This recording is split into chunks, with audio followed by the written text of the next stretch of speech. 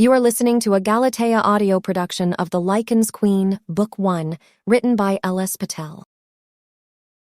They say that there is no creature in the world more fearsome than a Lycan who has lost his mate, because when a Lycan loses his mate, he loses himself too. His soul drowns into a well of despair, and what swims back to the surface is a monster who will kill anyone in his path, who will destroy cities and overthrow empires. Armies will try to stop him, but his terror is greater than the combined force of 1,000 werewolves. They are no match for him, for they do not understand his pain. How could they? If a werewolf loses their mate, they can mark another, but a Lycan only has one mate, one chance at eternal happiness. So if he loses her, he will not rest until he has inflicted as much agony as he has endured. They say that there is no creature in the world more fearsome than a Lycan who has lost his mate. But what they don't tell you is what happens when he finds her, oh goddess, when he finds her. In the span of a single glance, the Lycan's universe rearranges, and there she stands, at the center of it. His sun, his moon, his right, his wrong, the person he'll live for, and the person he'll die for too. No passion is greater, no connection is stronger. No ecstasy is more all-consuming. How do I know, you ask? Because against all odds, a Lycan found me, and he made me his queen. He kissed me deeply, and I knew in that moment that we would be all right. Snapping the now finished book shut, I sighed. Normally, I wasn't the type of girl who obsessed over romantic stories, but recently all I've been doing is reading these unrealistic romantic stories and obviously imagining myself as the female lead. Who is the male lead, you might be wondering? The same guy who stole my heart 4 years ago, Hunter Hall. "Arya, do you want to come grocery shopping with me?" My mom's unmistakable voice shouted up the stairs. "No, Mom," I replied. "Arya Betty, that's my name. I am 19 years old, and if you can't already tell from my name, I am Indian, and yes, I am a werewolf." Currently, I live with my parents, Sid and Tara. They've been married for 27 years. My older brother, Sai, is 24, and his mate, Zoya, is also 24. Our pack is called Black Moon. I love our community. Everyone knows everyone, and growing up here was amazing. Right now, I am training to be a pack doctor. It was always something I wanted to do. I remember when I used to get teased when I said I wanted to become a pack doctor. My skin color and the stereotypes were the cause, of course. Everyone thought it was the perfect career for me since I am Indian, and we are all apparently doctors, lawyers, or accountants. It used to bother me, but now I embrace it. Although I can hardly focus on my studies these days, my mind is constantly racing with thoughts about Hunter Hall. He's our beta. He and our alpha, Carter Ward, were sent away for training 4 years ago, and they were coming back today. I still remember the day before they left. Hunter came up to me with his gorgeous blue eyes and told me to wait for him. I was only 15 at the time, but I knew I would. After all, I was utterly in love with Hunter. He was my first kiss. I can still remember the feeling of his lips against mine. Most wolves find their mates at 18, and since Hunter wasn't here when I turned 18, I didn't find my mate. So I was excitedly waiting for his return so I could finally feel that spark, that connection. A familiar ringtone started playing, pulling me out of my fantasies. I rolled over to grab my phone, which was on charge. Seeing the name flash up on the screen, I smiled and quickly answered. "Sophia Butler, long time no speak," I teased. "Arya Betty, stop teasing me. You know I have been busy," my best friend Sophia whined.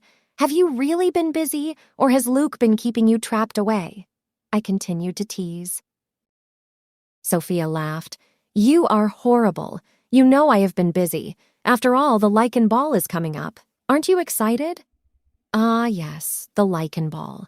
The kingdom's way to ensure that all packs get to see the palace and meet the king. I hated it. Before our current king, the previous king ruled for 500 years before handing the reins to his son. While Lycans stop aging at 20, they go on to live for hundreds of years. It is said that our old king went traveling with his mate, and no one has heard from them since. That's how we ended up with this new guy in power. Adonis Dmitri Gray. Apparently everyone called him Dmitri, and only those close enough to him were allowed to call him Adonis. I was not excited to meet him. He seemed totally strange. He took over the throne with no mate by his side, which was unheard of.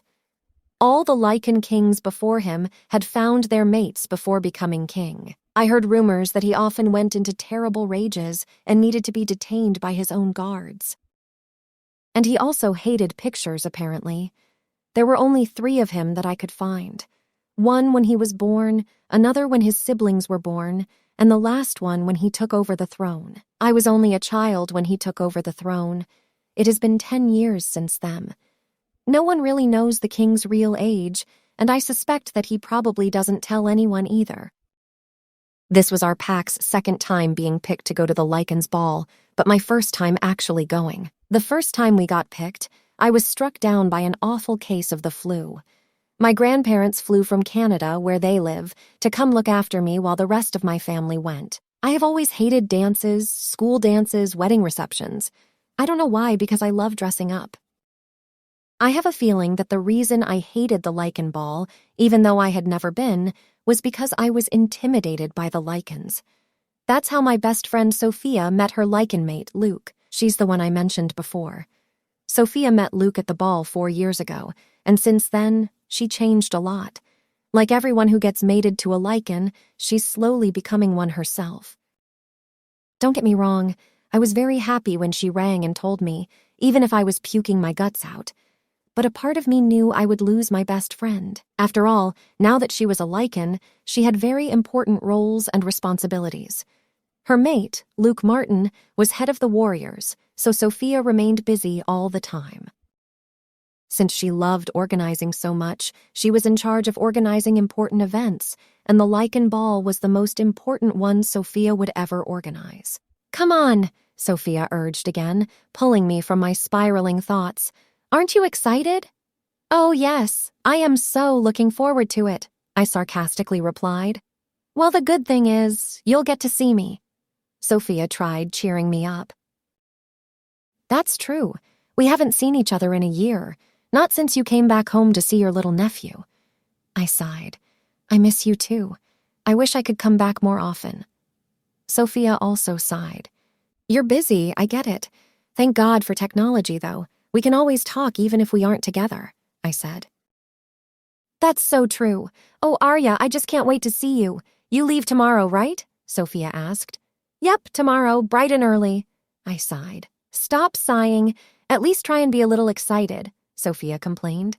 "Okay, sorry, I will try," I laughed. "Well, I have to go now.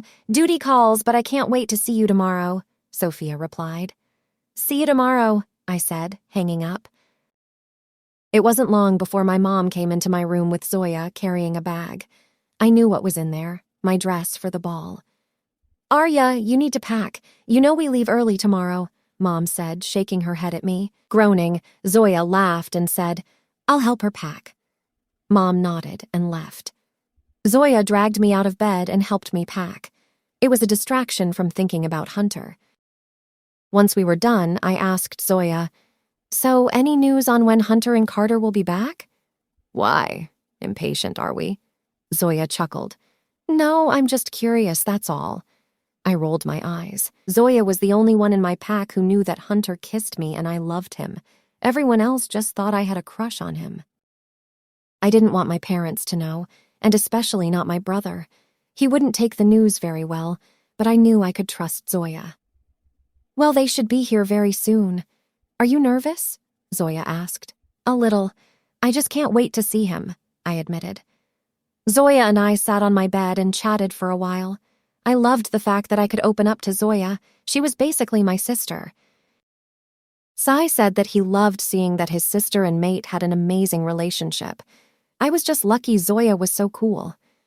After Sophia left, I felt lonely, but Zoya was always there for me. Before long, my werewolf hearing picked up the sound of cars coming down the path.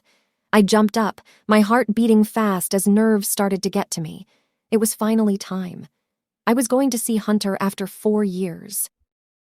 Zoya held my hand as we walked downstairs together. Did I look okay? I ran my hands through my hair.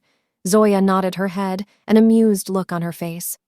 Deep breaths, Arya, you've got this. It's okay. Luckily, our house was near the pack house, where the Alpha and Beta lived with their families. Sai was waiting for us downstairs and held Zoya's hand. Let's go and see our Alpha and Beta. Zoya never let go of my hand as we walked the short distance to where the cars were already parked. My heart was beating so fast I just wanted to see Hunter. We walked up to the cars and my wolf was restless. Was that the sign I had been looking for? My mate was here? My dreams were coming true. Hunter would step out of that car and he would know we are mates. Hearing the car door open, my head snapped to the sound. First, our Alpha, Carter Ward, got out. He hadn't changed a bit. Well, except he had gotten muscular. His green eyes twinkled with mischief and happiness. Yep, the same old Carter. He brushed some of his blonde hair out of his face before hugging his parents and younger brother. I watched as he said hello to everyone before stopping at me. I was lucky that the future Alpha wanted to be my friend. Throughout school, Carter was always there for me, and I couldn't thank him enough. I considered him to be one of my best friends, along with Sophia. A contagious smile took over his face, and I found myself smiling also. The next thing I knew, Carter had picked me up and spun me around, causing the adults to laugh. Arya! Oh, how I have missed you. You've changed quite a bit. Puberty, hey? Carter teased. I rolled my eyes and hugged him. It's good to see you too, Carter. You haven't changed at all. Don't worry, sometimes people are late bloomers, I joked, earning a laugh from Carter's parents. Carter smiled and hugged me again. I really did miss you, Smiley. I missed you too, grinning at Carter's nickname for me, which he hadn't forgotten. Hearing the car door open, I glanced over Carter's shoulders to see a familiar body get out of the car. His back was facing me, so he didn't know I was standing behind him. I wanted to see his blue eyes full of love and adoration for me. Carter moved out of the way and stood by my side, which I thought was a little weird. Surely he should have continued saying hello to everyone. Maybe he wanted to see the moment Hunter and I acknowledged each other as mates. Yes, that must be it. My wolf continued to pace, fueling my thoughts that Hunter was indeed my mate. I watched as his light brown hair blew in the wind. His back was still turned to me. I just wanted him to turn around. Please turn around. What is he waiting for?